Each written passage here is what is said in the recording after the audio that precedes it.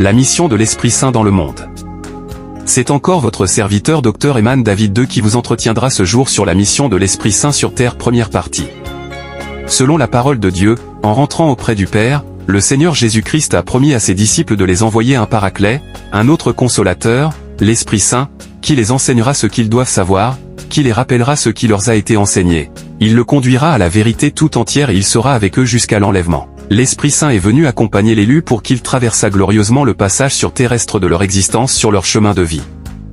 Grâce à la lumière de la parole de Dieu et au parrainage de l'Esprit, l'élu peut décruster la gloire de Dieu des œuvres vocationnelles et parrainage et activer le processus de spiritualisation de la chair.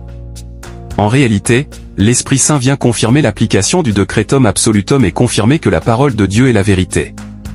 C'est-à-dire tout ce qui a été prévu dans le Decretum Absolutum va se manifester dans ce monde. L'Esprit de Dieu est garant de la vérité de la parole de Dieu, c'est-à-dire qui veillera à ce que le Decretum Absolutum soit appliqué selon la volonté de Dieu, en d'autres termes. Après la programmation du paradigme christique et la déprogrammation du paradigme adamique à la nouvelle naissance, l'élu naît en esprit et reçoit le baptême de l'Esprit, ce qui correspond à son entrée dans le chemin de vie. À partir de cet instant, l'Esprit Saint prend le relais. Il va accompagner l'élu de son baptême d'Esprit Saint à l'enlèvement. L'Esprit Saint sera son enseignant, son guide, son conseiller, sa force, sa puissance et le conduira à la vérité tout entière.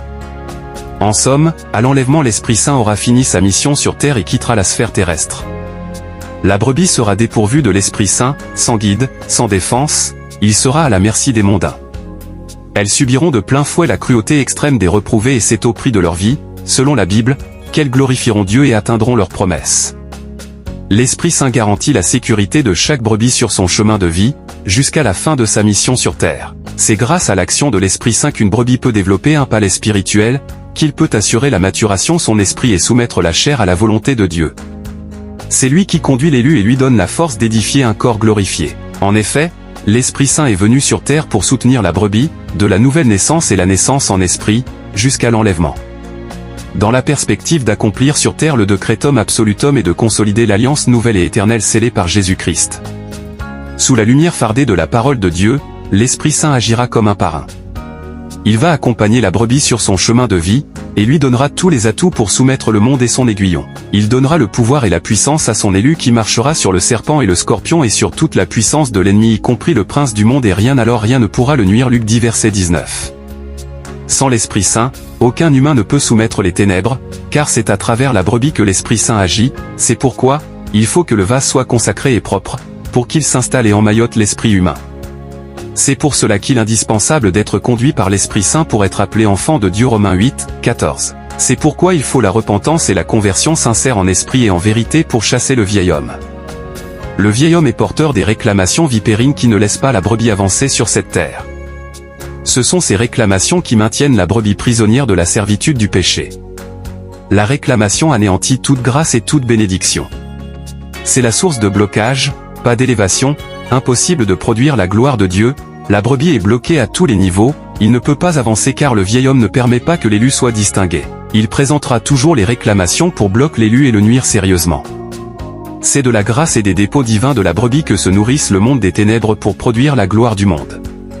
La perte d'une brebis est une grosse perte pour eux. La réclamation, c'est l'opposition formelle et même légale pour toute élévation ou pour la manifestation des grâces et des bénédictions dans le sens de produire la gloire de Dieu. Pour le vieil homme, tant qu'il tienne la brebis, elle ne pourra jamais utiliser pour elle ses grâces et ses dons à moins de changer de paradigme et famille spirituelle. Voilà l'un des intérêts du baptême d'eau. Le baptême d'eau et de l'esprit permet de changer de paradigme, de fonctionner avec une nouvelle famille spirituelle où on devient enfant de Dieu, sans aucune autre réclamation. Le Seigneur Jésus a tout payé par son sacrifice de substitution pénale.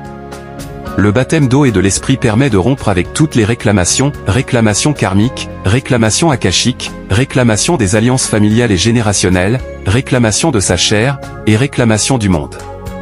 Lorsque toutes ces réclamations sont anéanties, la brebis peut alors, sous la lumière de la parole de Dieu qui illumine son chemin de vie avec la puissance de l'Esprit Saint, la brebis peut assurer la gloire de Dieu qui lui donnera l'énergie et la lumière d'assurer la métamorphose, de quitter l'état de brebis égarée, pour devenir enfant de Dieu et l'état d'enfant de Dieu pour devenir fils de Dieu, la perfection de la création.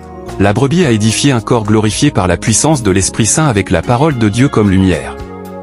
Selon la spiritualité christique, l'Esprit Saint vient dans le monde, accomplir matériellement à travers la brebis ou le disciple le decretum absolutum et garantir que la parole de Dieu est la vérité. Tout ce qui a été décrété spirituellement se manifestera sur cette terre et que le decretum absolutum est la vérité tout entière de la création. L'Esprit Saint vient témoigner que le Seigneur Jésus-Christ est la vérité et que toutes ses promesses sont oui et amen. Le Seigneur Jésus est venu témoigner Dieu le Père, l'Esprit Saint est venu témoigner le Seigneur Jésus-Christ et le disciple de Jésus témoigne la puissance et toutes les vertus dons et charismes de l'Esprit Saint. Il s'agit de marquer un impact indélébile du passage de Jésus-Christ sur cette terre, tel que les élus soient sur terre l'image visible de Dieu invisible, capable de ramener l'éternité dans le temps, ce qui est impossible dans le monde des mondains qui n'a ni lumière, ni vérité ni vie. Par l'Esprit Saint, c'est le disciple qui est la preuve du passage de Jésus-Christ dans ce monde. C'est votre serviteur Dr Eman David II de l'Uvra Christian Church.